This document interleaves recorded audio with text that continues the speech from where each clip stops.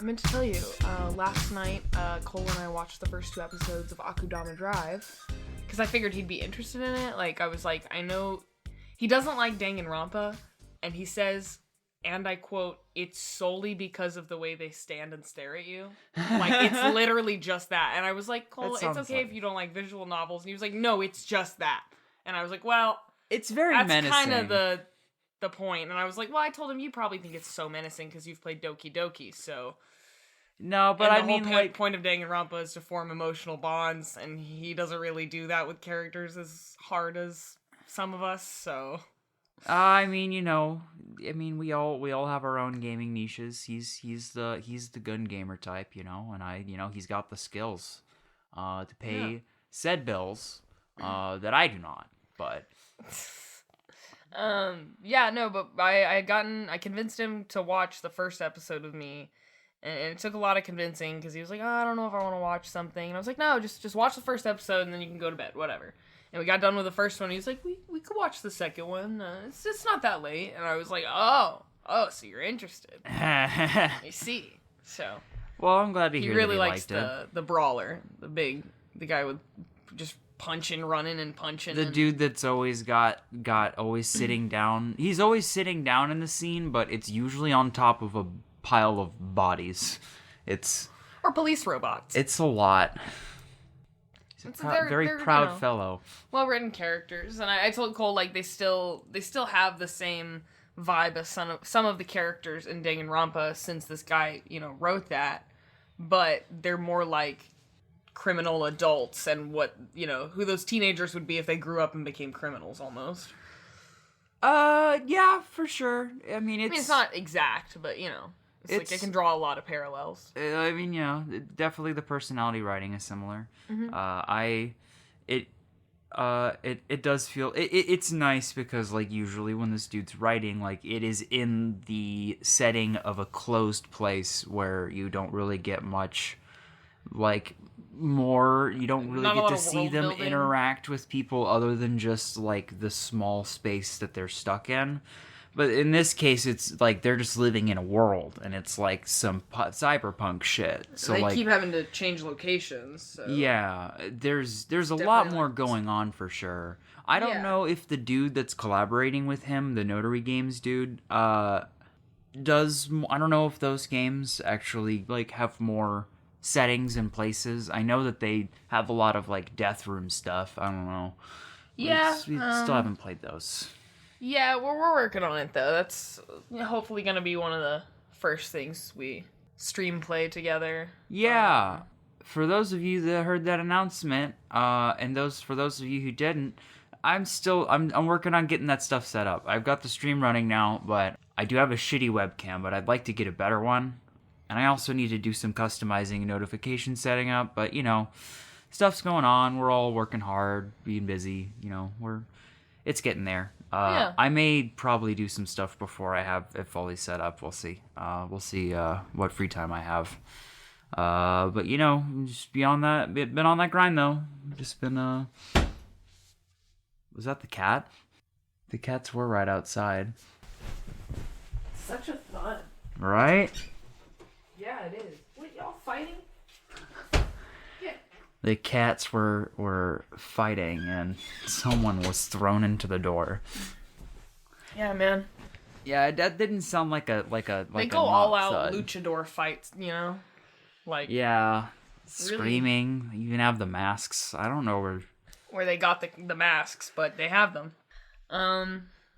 Well, are you ready to get into it? Talk about the stuff and things. Sure, yeah. I know this would usually. Since, like, the last one wasn't a guest episode, this one would be one, but we did skip last week, which was supposed to be the week of it, but, no, with being busy, it's also been hard to schedule stuff, and, people are going out of town, we don't have much time to actually, like, meet up and do stuff, and this was, like, really the only time that we did have, so here we are. We figured the more important thing was that we had something to bring you. So, for this time, we're just goonin', for now. Who knows, maybe later on when I'm editing this, Just I may boot, add in scoot, some other goofing. stuff. Boot, scootin', goofing, yep. Ah, yeah. I So, would you like to start, or? I mean, I started last time, so you can go if you want, or were you kind of hoping for me to No, that's fine. That's fine. I wanted to bring everyone onto the learn along with me train. We're just gonna chug right on to the famous figures in history station, and we're gonna talk about God herself, Dolly Rebecca Parton. Dolly Rebecca Parton, okay. Yes, I'm not a huge country music person. I'll start by saying that. I don't really listen to country music, but I love Dolly Parton more than so many things in this world. She is quite a queen, yes. She is just a beautiful person. But we'll start right in. We'll go right into her Wikipedia page. Dolly Rebecca Parton was born January 19th, 1946, and is an American singer, songwriter, multi-instrumentalist, actress, author, businesswoman, and humanitarian known primarily for her work in country music. She started, I believe... doing the country sang thing. Well, she was born in a one-room cabin on the banks of Little Pigeon River in Pittman Center, Tennessee. Came out with the guitar and all. She is the fourth of 12 children. Wow. And 2 of her siblings are no longer living. One died shortly after birth in 1955. That was when the oboe came out. It didn't go well. Cats are still fighting against still the been thrown into the wall again. Wow. There's a dangerous situation. We may not make it through the end of this episode. They're trying to bust the door down. Yeah. Dolly Parton's father, who was known as Lee, worked in the mountains of East Tennessee as a sharecropper, and then later owned his own small tobacco farm and acreage. He worked construction jobs to supplement the farm's income, and he was illiterate, but Dolly says often, despite that fact, he was one of the smartest people she had known in regards to business and making a profit. Huh. Her mother had all 12 of her children by age 35 and was Pentecostal, so the kids went to church a lot. And that is where, Dolly came to really get into music. Because, often for children, that is kind of your first introduction to music is church, if that's a thing that your family does. Yeah, there's a lot of music at my churches. They play a lot of soft rock. It's funny. I never didn't really stick that kind of music. I don't know. Yeah. When Parton was a small girl, her family moved from Pittman Center area to a farm up on the Locust Ridge. Most of her cherished memories of youth happened there. The farm and acreage surrounding the woodland inspired her to write the song My Tennessee Mountain Home in the 1970s. In late 1980, Parton repurchased this property and rehabilitated it. It's really cute. Well, that's nice. Dolly Parton began performing as a child, singing on local radio and television programs in the East Tennessee area. By 10 years old, she was appearing on the Cass Walker Show in Knoxville, Tennessee. At 13, she was recording the single Puppy Love on a small Louisiana label. And she appeared at the Grand Ole Opry, where she first met Johnny Cash, who encouraged her to follow her instincts regarding her career. Fuck yeah, Johnny Cash. Thank you. 13 years old, and she gets to meet Johnny Cash at the Grand Ole Opry. Holy cow. No wonder. After graduating high school in 1964, Dolly Parton moved to Nashville the next day. Her initial success came as a songwriter, as she was signed to Combine Publishing shortly after her arrival. With her frequent songwriting partner, Uncle Bill Owens, she wrote several top-charting singles during this time, including 2 top 10 hits, Bill Phillips' Put It Off Until Tomorrow, and Skeeter Davis's Fuel to the Flame. Her songs were recorded by many other artists during this period, and she is signed to Monument Records in 1965 at the age of 19, where she was initially pitched as a bubblegum pop singer. Okay, yeah, sure. I would have loved to have seen an old recording of that. I wish that was a thing. I would have. Wow. What do you think this world would be like today if Dolly Parton was the bubblegum pop singer of our grand history? I really don't know. Can you think of her singing KK Bubblegum now? Oh my God, no. So 2 years later, in 1967, musician and country entertainer Porter Wagoner invited Dolly Parton to join his organization, offering her a regular spot on his weekly syndicated television program, The Porter Wagoner Show, and in his road show. She was just 20. Wow. This made her really famous being on this show, and it did a lot for him too. Like they were really well known together. Yeah, I remember a lot of history. They had a lot of history. Yeah, there's a Drunk History episode about it that's really, really good. So I won't go super far into that because that's a good episode and you should go ahead and watch that to get a better telling of the story. Oh man. But Dolly Parton actually wrote "I Will Always Love You" for Porter Wagoner, and that is all I will say about it. Man, I need to go hard and in on a historic story, so one day, whenever I have a reason beyond that show, I can talk about it. I want to have a reason to go on there. I feel like that would be such a fun experience. Yeah. 'Cause I mean, like, I don't know, like I just love the idea of it's almost like a puzzle in a way. Not really in a puzzle, but like it's a test of like, you know, your knowledge of this event that you should know a lot about. Yeah. But while at the same time you are getting increasingly drunk over the course of it, which impairs your memory and your speech. And it always, but at the same time it seems like they're always having so much fun. Yeah. Maybe I would actually enjoy drinking alcohol. Yeah, who knows? So, "I Will Always Love You" was the way that Dolly Parton and Porter Wagoner professionally parted ways. That was her way of saying, I'm going to do my solo career, because she knew she could make a solo career by that point. Working with him got her a contract with RCA Records, and through them she had released Jolene, "I Will Always Love You," "Just Because I'm a Woman." Really, really good songs. And for the range of her compelling work, she won the Country Music Association Award for Female Vocalist in 1975 and 1976. Her first film debut was 9 to 5. It was a super huge success in the mainstream media because she starred with Jane Fonda and Lily Tomlin, who are super funny women, great actresses, love them, and they do Grace and Frankie now. Oh, yeah. They're really good. Together, they really have great levels. Wow, yeah, you're right. I forgot about that. And then she went on to make The Best Little Whorehouse in Texas in 1982. And that introduced "I Will Always Love You" to a whole new generation of people because, you know, it was an old song. Yeah. And, I mean, I didn't know that "I Will Always Love You" was Dolly Parton's song until I was, 12, 13 or something. I had thought it was Whitney Houston's song. It was a Titanic thing, yeah. No, I thought it was Whitney Houston's song. And then I found out it wasn't. And I heard Dolly's version and I was like, this is so much better. What the heck? Uh-oh. Yeah, that's a controversial opinion, but to be fair, it is Dolly's song. I like to listen to it by the original artist because I like the original artist's intent and emotion behind the song, especially with it being so tied to her real life.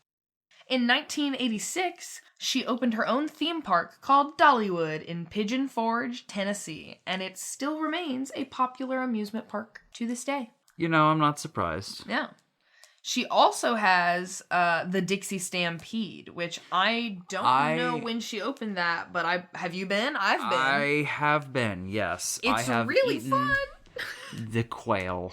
The They give you a whole quail. I know, it's so great. I have imbibed of the quail. My grandma took me as a kid with all of our family one summer vacation in Branson, and I remember thinking it was just about the coolest thing I had ever done and been to, and they gave you so much freaking food. I had quaffed the mashed potato. Yes. There was many food. I do not remember anything that happened. I just remember the food. I just remember potato. Quaff of the match. Fuck. Never mind. But what I think Dolly Parton is honestly best known for now, in my opinion, is her humanitarian work. Okay, so Dolly Parton has been a long-time supporter of charities, especially those relating to literacy, because remember her father was illiterate. And Yes. she established the Imagination Library in 1995, which sends one book a month to children from time of their birth until they enter kindergarten. She has also given $500,000 to Fort Sanders Medical Center in 2006. Through the Dolly Wood Foundation, she also pledged money. Through the Dolly Wood Foundation, she pledged she would donate $1,000 a month for 6 months to families who lost their homes and in the aftermath of the wildfires that ripped through the Great Smoky Mountains in 2016. She also is the godmother to Miley Cyrus. Oh, I forgot about that. Yeah. Man, what do you think it would be like just to watch Billy Ray Cyrus and Dolly Parton hang out? I really don't know. Hey, Dolly, tell me more about the tours you went on back in 75. I don't know. I don't know what the fuck they would talk about. This is back to some other stuff. In 2010, when the LeConte Medical Center opened in Sevierville, Tennessee, replaced the Fort Sanders Sevier Medical Center. And this sparkling new campus featured a 30,000 square foot Dolly Parton Center for Women's Services, a nice complement to the hospital's birthing unit, which was already christened after Dolly Parton in 1998. She also gave $500,000 to the new hospital project and held a benefit concert that raised the same amount. So in total, like $1 million to them. I also know she does a lot of work for LGBT community. Mm-hmm. One of her most famous quotes is, "If I wasn't born a girl, I'd be a drag queen." Yeah, I believe a lot of drag queens talk about her as an inspiration. Yeah, no, she is and will forever be an LGBTQ icon. Like, she's just, I mean, campy, over the top, lovely. Her entire fashion sense is drag. That hair, those boobs, the glitter. You know, it's a look, and she's committed to it, and she's comfortable with it. And you know what? She's just living her life the way she wants to. And I respect that. And you know what? I think Britney Spears should be able to do that too. I think that she is one good lawyer away from being able to. Yeah, she's actually made some progress since we spoke about that. Free Britney, y'all. Free anyway. Britney. So she's always been a very big advocate for the LGBT, especially since she's so closely related with Miley Cyrus. And they work together quite a bit. Oh, but here's one big fact you probably didn't know. Dolly Parton is married and has been for a really long time. Her husband is just literally never seen in public. Huh. So people have, like, come to the conclusion that he must not really exist or something. Like, but he does. Because I read an article about it, like, 2 weeks ago where she said, no, our marriage just works so much better keeping my celebrity life separate from my personal life. Like, and when they got married and she started to get famous, he told her, like, I married you. I didn't marry that world. Like, I married you for you. So they kind of really just keep work and their private lives separate, which is, I mean, just really wild to me because she's such a big famous figure. I mean, I really respect that, though, that they're able to do that. Dolly Parton has actually earned 2 Guinness World Records for most decades with a top 20 hit on the U.S. Hot Country Songs chart, and most hits on a U.S. Hot Country Songs chart by a female artist. When representatives from the Guinness World Records visited her in Nashville to present her with the record title certificates, she told them she felt humbled and blessed. Humbled and blessed. I've always just written from my heart, she said. I try not to dwell on trying to be commercial or what's a radio hit. Usually when an idea hits me, it comes from my heart. Humbled and blessed. Dolly Parton's net worth is $600 million. She has had 25 number one hits, sold more than 130 million records, and she is the only artist with top 20 hits across 6 consecutive decades. 6! That's 60 years, y'all! Dang. Her wealth, though, was not made just by the music. It was also made by being an actress and a radio host at her young age. And her theme park, her fashion line, and the Dixie Stampede. Fuck, she does do it all. Who cares about a triple threat? Oh, this is a good quote. Dolly Parton has never and will never ride the rides at Dollywood. Okay. She said, quote, I don't ride the rides. I never have. I also get a tendency to get motion sickness. Also, I'm a little bit chicken with all my hair. I got so much to lose, like my wig or my shoes. I don't want to get it messed up. I'm going to have some handsome man mess it up. I don't want some ride doing it. Well, End quote. wow, yeah. Just like we said, always so over the top. But, just in such a delightful way. Another fun fact, she once turned down Elvis Presley. Nice. Hey Aubrey, how many people in the world do you think own calendars that are all just pictures of Elvis Presley? How many people? Oh, here's the problem. But I asked a question. Okay, but wait. But I asked you a question. What's the question? How many people in this world at this point in time do you think own calendars that are just pictures of Elvis Presley? Just photos of him. 35,468 people exactly. Okay. So, turning down Elvis Presley, Parton told Oprah.com when she learned of the King of Rock and Roll wanting to cover her 1968 hit. I was so excited. I told everybody, Elvis is singing I Will Always Love You. But on the day of Elvis's scheduled recording, his then manager, Colonel Tom, called her and said they could not record the song if they didn't get half of the publishing rights. I thought, oh no, that's already been a hit, and that's what I'm leaving my family. It had nothing to do with Elvis because hopefully he was disappointed too, she said, but I just wouldn't let him have the publishing. They wanted half of the rights, and she told him no. Damn. Oh. Good. That is a good move because she said that song was going to pay, be money she left for her family. And that's a lot of money. Yeah, I don't think so, Elvis. Oh, and also, here's the last fact we'll leave on. Dolly Parton once entered a Dolly Parton look-alike contest and lost. Oh, yeah. Yeah, I've heard that. I've heard of that. How? It says, although Parton has admitted she definitely would have been a drag queen, if she had not been born a girl, she apparently doesn't do drag well. At a Halloween contest years ago on Santa Monica Boulevard, where all the guys were dressed up like me, I just over-exaggerated my look and went in there and walked on stage. I didn't win. I didn't even come in close, I don't think. Damn. Well, whenever you don't naturally look that way, you gotta put a lot more effort and learn a lot more to get there. So, I guess it makes sense that you wouldn't know a whole lot when it comes to, doing drags. That's a lot. There's a lot of effort and work and expertise that goes into it. Well, thank you for joining me on Learn Along With Me about LGBTQ charity and country music icon Dolly Parton. Also, speaking of, Dolly Parton has written all the music and I believe the script, and is starring in a new movie that's going to be on Netflix. It's her and one of the ladies from Mamma Mia, the tall slutty one. You guys know. I don't. You've never seen Mamma Mia? No. Oh. It's not very good. Yeah. I know, controversial opinion, guys. The whole plot of Mamma Mia is she's supposed to figure out who her dad is, her real dad, and spoiler alert, she never finds out who it is. She's just like, all three of you are my dad, yay! And I'm like, okay, but no, one of them is your biological father, and I kind of still want to know. I get that the whole point is it doesn't matter, but I still want to know.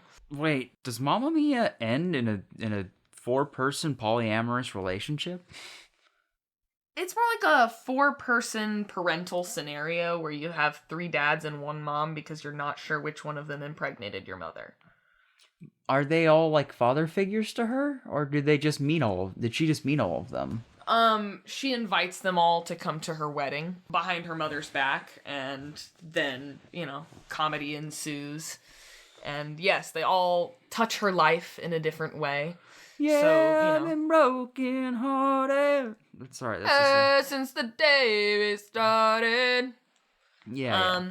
If you ever want to listen to a great Mamma Mia cover, listen to I Flew to Japan to sing Mamma Mia. Actually, I'm gonna look up the title because I think the actual title is the best way to say it. That guy deserves props. He's got some other good music too. I really enjoy his voice. This man flew to Japan to sing ABBA in a big cold river. Austin Weber. Yeah. He did a cover of that, and that's how we both found him. Which is funny because, like I said, I've never watched a Mamma Mia ever. Have not imbibed of the Mamma Mia sauce, but I've heard the songs, and that was actually the first time I heard, because I think that's just like the main theme of the second one. That's like Yeah, there's a second one, but I haven't seen it, so I really couldn't tell you. I just know Cher is there, and that's what I'm excited about. Huh. Weird. Okay. Hey, Cher's not weird. She's amazing. No, it's just weird. Does she do movies? Editing Mason here. Uh-oh. What? Does Cher do movies? I'm sorry. We're gonna take a break while I explain to Mason Cher's movie career at length. I'm sorry. And we will be right back. Hey, instead of an ad this time, I just wanted to tell everybody that I hope they're having a great day and a great weekend, and that everything's good. Because you know what? Everything will be good. And you're okay. And it's gonna be okay. Soon. Hang in there. Take a deep breath. You done? Okay, let's get back to it. Alright, this was a suggested topic from a friend of mine, and I just wanted to talk a little bit, knock on your door. Hello, you got any time to talk about the history of pancakes? Because it's some wild shit. The history of flapjacks? Pancakes. Flapjacks. The history of pancakes. The ancient... Fluffy cake circles. Hit you up right here from National Geographic. What? Why is National Geographic talking about pancakes? This is why. The ancient Greeks and Romans ate pancakes, and Elizabethans ate them flavored with spices, rosemary, sherry, and apples. They traditionally ate in quantity on Shrove Tuesday or Pancake Day, day of feasting and partying before the beginning of Lent. So Tuesday is the day of eating pancakes. So guess what? That flappy jappy that you be making every morning, guess what? Your great-great-great-great-great Greek ancestor did too. Okay. Not specifically yours, but, your in general, as a human species. Something like that. I don't want to enter my email to continue reading. Different article.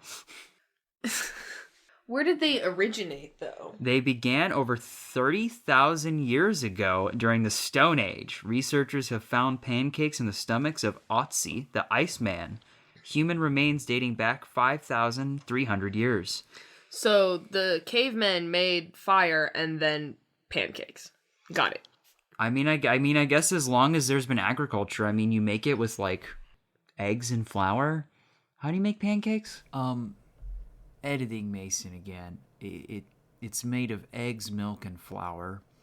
But regardless, it doesn't really affect the next thing I say. They found remains of pancakes inside of a very, very old person. Dang. See, they didn't tell you about this in religious school. They were just like, evolution's not real, end of story, let's talk about creation. Oh, no, they didn't really want to in my school either, but it was a public school, so you could really, if you asked a teacher, they'd tell you. The ancient Greeks, they ate pancakes. Oh, yeah, from wheat flour, olive oil, honey, and curdled milk. Butter! Butter, yeah. Ancient butter. Cratinus and Magnus wrote about pancakes in their poetry. Shakespeare even mentioned them in his famous plays. Did he? What? I think that's right. During the English Renaissance, pancakes were flavored with spice. Yeah, we already saw that. The name pancake started during the 15th century, but became standard in the 19th century in America. Previously, actually, as the article states. Perviously. They were called Indian cakes, hoe cakes, Johnny cakes, Journey cakes, buckwheats, griddle cakes, and flapjacks. Actually, have you ever had buckwheat pancakes? Because they're a different kind of pancake. Let me guess. Can you get them at Cracker Barrel? No. I don't know. I don't think... Maybe? I haven't been to Cracker Barrel in a long time. Me neither, but it sounds like a thing that you could get there, right? Yeah. But I actually was familiar with buckwheat pancakes because growing up, I read Little House on the Prairie books. I don't know if you read those. Yeah, but I did not. Well, there was one called Farmer Boy that followed the guy that eventually becomes Laura Ingalls Wilder, her husband. Yeah, her husband. Yeah. And it mentioned in his buckwheat pancakes, and I had asked my mom, what the hell is buckwheat? Like buckwheat, like the guy from little rascals.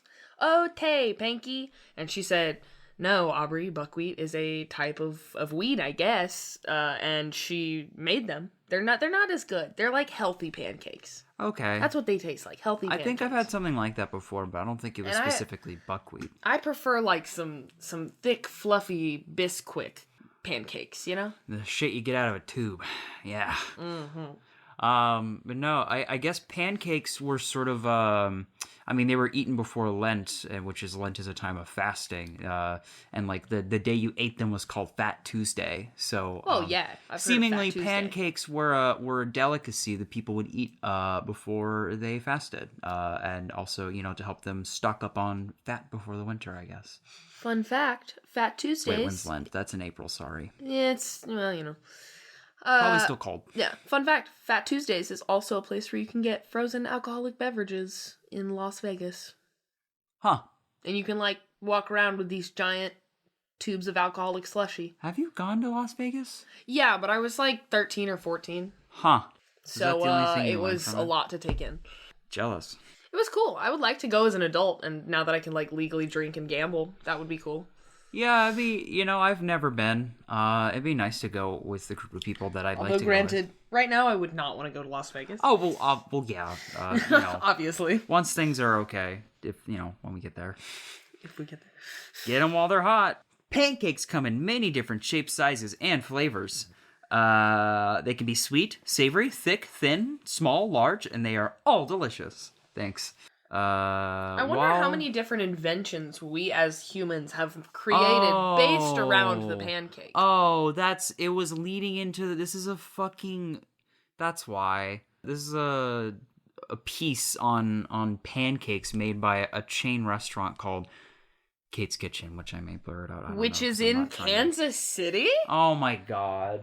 Kate's Kitchen, KC.com. Yeah, 816 and a 91 and Ronnie's Restaurant. They've got Kate's Kitchen and Ronnie's Restaurant. And Ronnie's Restaurant's over in Kansas. And Kate's is on the Missouri side. Oh my god. Wow. I just clicked on a random page. We could, like, go eat here. I think. Yeah, their dining rooms are open. Oh, it actually looks really good. Ladies and gentlemen, I just found a breakfast restaurant, apparently. Kate's Kitchen is located in Gladstone, Missouri, and Ronnie's Restaurant is located in Lenexa, Kansas. Damn. Maybe we'll have to go eat there. Maybe we should try to get them to sponsor us. Yeah, if you are in upper level management at Kate's Kitchen, maybe we could consider a sponsorship placement. Yeah. We've got plenty of ad space. But not with Ronnie's Restaurant. Only Kate, not Ronnie. We're not talking to you, Ronnie. You don't have the pancakes. Anyway, apparently someone who works with Kate's Kitchen was writing that one. It was leading into an ad copy of how they like to make their pancakes at Kate's Kitchen. Oh. It's so accidental tiny munch squad. Sorry, Justin. Please don't sue us, McElroy Brothers. It wasn't intentional. We'll let you borrow Learn Along with Me just once. I don't think they want it. Hey, let a girl dream. Let a girl dream. But, no, I was gonna ask, how many inventions have we as people created for pancakes? Because I worked at a breakfast restaurant, so we have a thing. There are these little funnel-shaped devices with a, mechanical button on top, and the cooks will hold them and press the button over the griddle, and they'll plop a perfect portioned size of pancake batter out. Okay, I looked up inventions for pancakes. Do you want to hear what Google specifically told me? Google? Just inventions. Pancake. Peanut butter. Breakfast cereal. Carbonated water. Margarine. Bubble tea. Corn dog. Cocoa solids. Soy milk. And rice flour. I don't think those are pancake inventions. I think those are just ways to invent more pancakes. I could see peanut butter being invented for pancakes back in the day. Pancake batter crayon. Invention for pancake. Yeah, it's a giant freaking... Well, have you ever seen those, the artists that make, portraits in pancakes? Oh, yeah. They're so cool. They probably use those. Oh, they absolutely do. Like squeeze bottles. Look at this freaking plebonic way of using fucking tea diffuser. That just looks like a lot of effort. What? Why? It's like a stirring spoon, but you steep the tea in it. You know? I don't understand. It's kind of like an all-in-one thing, but it also looks really... It's plastic. I don't know. You're supposed to put that in boiling hot water? I guess. Come on. I mean, some plastic can take it. Yeah, that is also not an invention for pancakes, though. But yeah, no, that's true. That's tea, which is a whole nother subject that we could talk about. I recently discovered a tea brand I really like on Amazon, which is weird because didn't think I'd be buying tea on the internet. And also, I'm trying not to buy things from Amazon. But it's a company called Tiesta Tea, and it's honestly, the tea itself, beautiful to look at. Beautiful. So if you like tea, I highly recommend it. But again, that's off topic. You say pancake, I say panicock. The 15th century, many European countries made their own types of pancakes from scratch using a wide range of ingredients such as wheat, buckwheat, alcohol or wine and ale, and herbs and spices, nutmeg. Oh yeah, the traditional wedding breakfast was panicock, Koek, with milk and honey. Pancake recipes from around the world create various forms, from wafer thin, buttery French crepes to savory, crispier Japanese okonomiyaki. Yes.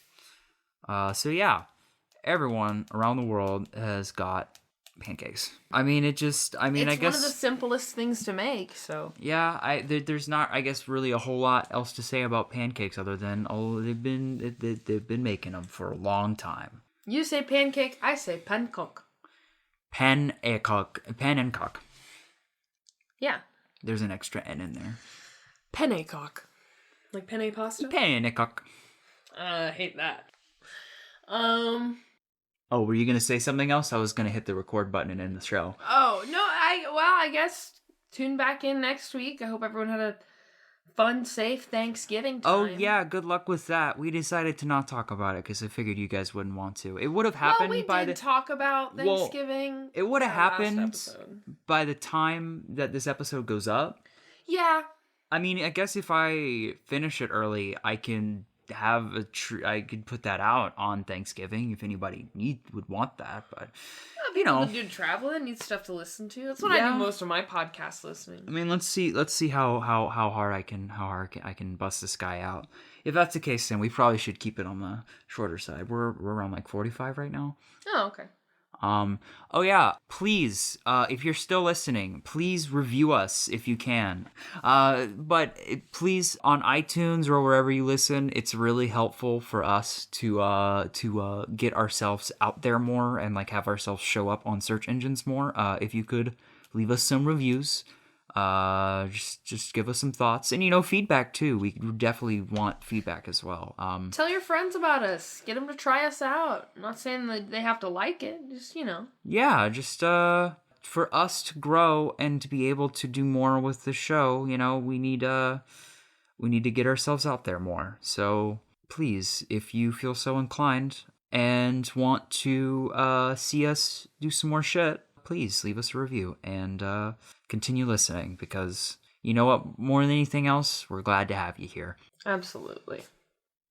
We are humbled and blessed.